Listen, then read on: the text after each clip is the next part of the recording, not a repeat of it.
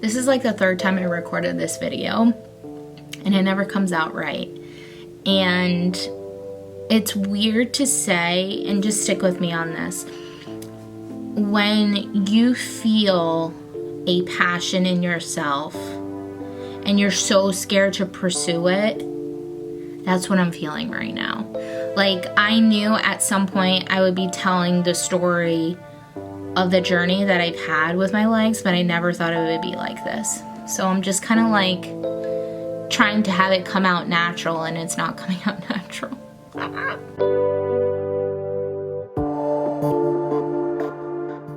For me, this whole process is just another part of my growing process, because when I first was little, and this is kind of like going back to baby Rachel, and this is like real raw version of my life. Around 2, I had broke my femur. Well, I didn't really break it. My dad broke it. He was pretending to be a race car driver, and he was pushing the carriage or trolley, whatever you want to call it, from the grocery store. And he slipped on ice because we live in New England. Gotta love it. And all of his weight went down on my leg and broke my femur in half on my right side. And was able to wear a full body cast, was able to learn to walk all over again, to try to overcome fear. I kind of take this now in my life as just another stepping stone of evolving, of trying to still set goals and pivot in the process. But I also realize that this is a stepping stone where I need to just love my life and live my life. In the beginning, I believe in this channel, we talked about setting big goals. And one of my biggest goals that I've been having for quite a few years now is actually running/walking a half marathon in Disney World through Disney Run. And this dream that I formed literally came from a deep, dark time in my life. And I'm not going to get too much details in it because it is really still triggering for me, but I'm still feel empowered. I'm still working on the healing process. But during the time of my toxic relationship, it ended in a very abusive situation, event. I'm trying to describe it, but not like fully describe it. And it got to a point where I had to try to run away for my life. And as scary as that sounds, it was pretty scary. It was scary experiencing it. And luckily, Addison was not with me during that time, but at the day of this event, like the night of that it happened, it was very scary to experience. And when I came back home from my parents, I had said, you know what, I'm gonna bring Addison to Disney World. We're just gonna forget about it. We're gonna go to the happiest place on earth. And literally, I still think it's the happiest place on earth because of how much like happiness that they put in it. Like, you guys can walk down Main Street and smell like sweets, and there's no sweets around. Like, they pump in scent and music and just magical experiences all over. And when I was there were times when you would like wait to see characters, and there was runners that had their medals, and I found it so inspirational of just seeing them with their medals. And it wasn't just like athletic people, like there was plus size women, like. And this is the reason why I set this goal, is because I had seen them. I'm like, if they are bigger than I am, I 100% could do that. Like, if I really tried and I put my mind to it, I can do that. And after researching it, after, you know, coming back home from Disney, looking them up and realizing it's just basically like, there are people who do run to run, but it is basically a really, really fun race where you can dress up as a character or as a theme and just have a really good time. And I remember setting this goal in my head, like, I'm gonna do that when I'm 30. After that, I went on this journey of just purely wanting happiness. purely wanting joy. And that's what I focused on. I didn't focus on my health. I didn't focus on my wellness. I just focused on being happy. And there were times when my negative habits did flare. Now, I am a survivor of an eating disorder. Now, what that means is basically you sometimes do have those thoughts, but you have to nurture those thoughts when you have them, because that's just how it is. If you have an eating disorder, or if you're a survivor from an eating disorder, you probably understand a little bit more than people who don't. But you have those days where you have to nurture your thoughts of, you are beautiful. You don't have to treat yourself this way. You don't have to restrict or overindulge or revert to food for comfort. And I'm like already tearing up, and I feel like that's a whole video in itself. But I gravitated towards binging sometimes because it brought me happiness, it brought me comfort, and that's where I had to kind of form a new way of being happy and being responsible with being healthy. So moving forward, I kind of had this goal in my head, like, I am gonna do this. And I put the intentions out there, and I put the attraction out there in the universe. And that's when my wife came in the picture. Now, the way that me and my wife met is kind of like a funny story in general, and I really want to do a video of that, but with her, because we are just, I'm like pretending like she's right here. We are just quite a couple, I have to say. I had told her about this dream. I had told her about this goal that I had, and I remember telling her, and she's like, that's great, I support you, like, go for it. And that's what kind of like sparked my wellness journey. But as of, I think, 5 months now, I got into a serious car accident. I got into a really, really big car accident. And a short story of that is I was basically on the highway, and there was construction and there was cops, and we were all supposed to merge into one lane, and I was already on that lane, and a box truck came behind me and did not realize that there was construction going on and hit me on the corner of my car. After explaining to some other people, like, it was definitely a out-of-body experience. Luckily, I am healthy, I'm okay, and that was the biggest concern. Like, I'm still alive. But it put so much work into me. Like, it was a new journey of evolving, a new journey of really finding my power back again in my life.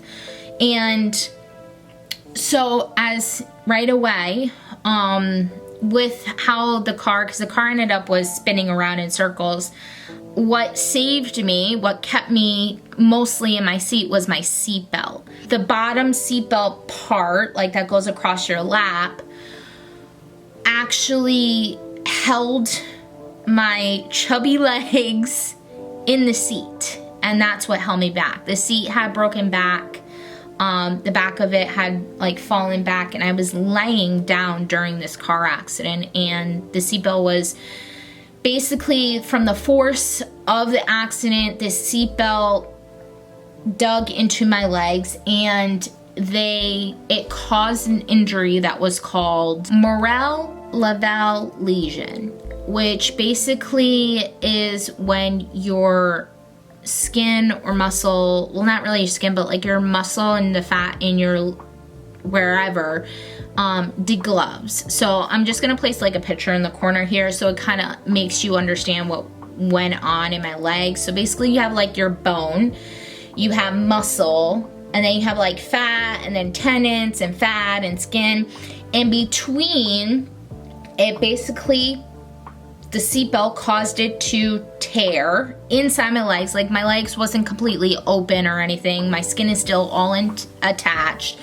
But it separated and then healed, and it caused like fluid. And we just recently went to the doctors, and we were, from doing my own research, like, I definitely don't encourage anyone to do their own research on any type of medical topic. Always discuss with your doctors. But I thought that basically they were gonna drain my legs because there's a liquid in it, and they were going to do surgery where they could fix it, because that's what Google said. And the doctor was like, that's not what's happening. Since it's been this long, your legs are basically healing on their own, and it's gonna stay that way. So, my legs are gonna stay this way. Now I'm gonna show you, in the end, I'll show you what they look like. I'll put some shorts on. But they don't look the same. They don't look like the legs that I was used to. Literally, they have 2 lumps on them. Well, 1 on each one. And it's something that I have to accept. It's something that I have to love all over again. And if you're watching this and you're one of the people that like sent me positive messages or, you know, positive comments or wrote me letters, like, thank you. Seriously, I appreciate the small community that I have right now, that it's forming and is building. When we did ask the doctor, like, am I still allowed to move? Can I still work out? I usually work out 30 minutes in the morning. I kind of talked about what I do with my body. He's like, yeah, just if you feel like you could do it, go do it. You're not hurting anything. If anything, your body's just healing. So I'm still moving my body. I just don't know if I'm gonna be able to handle a half marathon when I'm 30. So when it comes to my big goal of doing my half marathon when I'm 30, okay? And I like this new process called the pivot process. And it's basically, you don't have to fully change your big goal. You don't have to fully change the main goal. It's just you might have to pivot in a different direction. And that's where I'm kind of at. So I would like to make it still as a goal of when I'm 30 of doing something, because I still like the idea of doing a race, of having fun during a race, not just like serious and just concentrating on running and trying to stay with numbers. Like, it has to be fun. So this is the goal, the new big goal that we're having. When I'm 30, I want to do a fun race. Whether it's through Disney Run, there's another one that I was kind of eyeing, which was the Wizard Run. It's kind of like Harry Potter themed. It's not actually at the castle. I wish there was one at the Harry Potter castle. It would be so much more better. But we are going to be doing some type of race when I turn 30. And I'm kind of debating, like, if I just want to do, or if I want to just host a virtual event and then we all do it, which, if you don't know what a virtual run is, basically you sign up for a run and you could do it wherever you want. You pay for the medal or t-shirt and it comes in the mail, and you get your completion certificate and your bib, and it's kind of like an honest system. But here, like, this is just our channel. Like, I don't need to prove it to a whole bunch of runners. It's just, we're doing this together. And that's where I kind of thought that it would be a little bit more fun if we did it virtual, because if you want to do it in the same with me at the same time or whatever, we can do it together. And that's where I thought I would share this.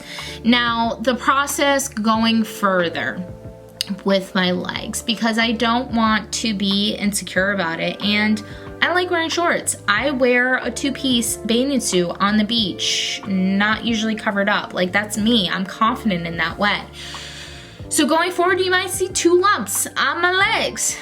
They're my baby aliens. Not really, but those are the lumps. And they might go down. The doctor had said that it might go down over time, or they might just stay like that. And we are just gonna accept it and love it and keep on moving. And that's why I love this community, is because you guys are so positive and so motivating, especially when I released the news and you knew that I did not want to hear that news. Okay, so the best way to do this is actually showing you in the mirror. So I'm actually standing in my bathroom right now. I have this big, huge, giant mirror. So I'm just gonna turn you around and we're gonna kind of go over my legs. So don't mind any of the clutter or anything. So these are my legs right now. Now, as you can see, there's like this big, huge lump that is how they're gonna be pretty much. So the doctor said that these indents right here are probably gonna stay. This is like all cellulite, like that's normal fat, that's how they normally would look. It's just like you could see the definition of the lumps, like that's what it's gonna be. And I have it on my other one. So basically how this lines up, like see this line, this is where the seatbelt was, where it basically dug into my legs and kind of held me there. I still don't have full feeling on here. I'm getting more feeling all the way down to my knee. Like I can start to feel perfectly fine down here, but this all is still kind of numb. This is numb to the touch, but when I put pressure on it, that's when it actually, like I feel my hand being there, if that makes any sense. I hope this all makes sense. But that's how they're gonna be. And I just like wanna, I guess, be open about loving your body, loving it where it is. I've always been kind of like, try to promote about positive body image and just loving where you are at, but I still love moving my body because it helps me on the inside, like my hormones and everything like that. But those are my legs, and we're gonna love them and we're gonna accept them, and you probably will see some more photos of my legs like this. I kind of, not that I've been trying to hide it, but I've been kind of avoiding wearing shorts or swim bottoms because I'm like, oh, they're gonna get fixed, but they're not. This is my new norm, and I love them. And I hope that they continue healing, and it weirdly, they do have like some type of itching sensation and some sharp pains, but the doctor said that that's just new nerves growing. But yeah, those are my legs. I hope this video was motivational, inspirational to you, and I hope you have a magical, great day filled with just a bunch of positive vibes. Feel free to check out my Instagram, links are down below, and you can check out the website that's there, but I think I'm gonna create a new website. I don't like the direction that, not that my life is going in, just in general of how my platform is going. Like I do, but I don't. Like I want it to just be me. I don't want to be attached to a brand, and if you know what I'm talking about, you know what I'm talking about. And I just want to be full, authentic me, and that's why you kind of just been seeing a lot of different changes that are happening, because it's meant to be that way. So I hope you guys have a great day.